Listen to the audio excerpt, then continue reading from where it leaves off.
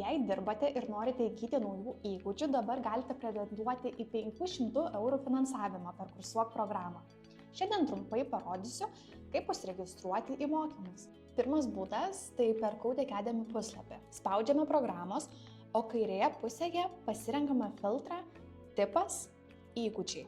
Ir čia galime matyti visas mūsų turimas įgūdžių programas. Pasirenkame, kuri domina, pavyzdžiui, ChatGPT pagrindų mokymai, paspaudžiame, matome visą informaciją apie kursus, ką galima išmokti ir ties programa, matome, yra programa Kursuok puslapyje. Spaudžiame ir iš karto mus nuveda į Kursuok puslapį. Tai galime paspausti tvarkaraščiai, matome, kad yra 2 grupės, jos gali keistis, pasipildyti, kadangi matome, liko viena laisva šioje vietoje, čia yra laisvų vietų daugiau, tai pasirenkame dominančią ir prisijungiame su savo asmeniniais duomenimis.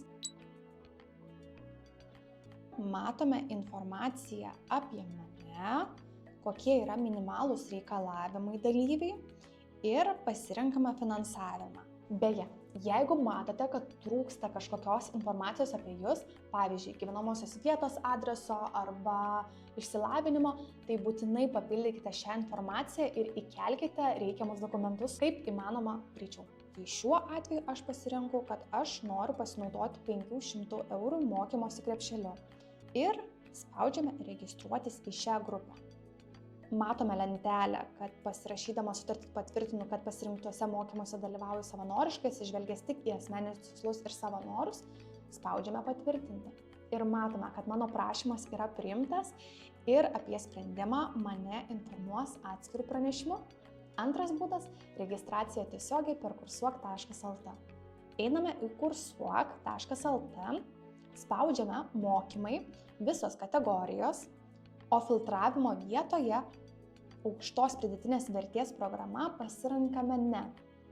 Taip yra todėl, kad aukštos pridėtinės vertės programos yra nuo 160 valandų, o įgūdžių kursai kur kas trumpesni. Tiekėjų sąraše rašome programuok, kadangi tai yra mūsų įmonės UAB. Toliau matysite kursus ir jų datas. Tarkime, mane ir vėl domina ChatGPT mokymai. Spaudžiame tvarkaraščiai ir registraciją.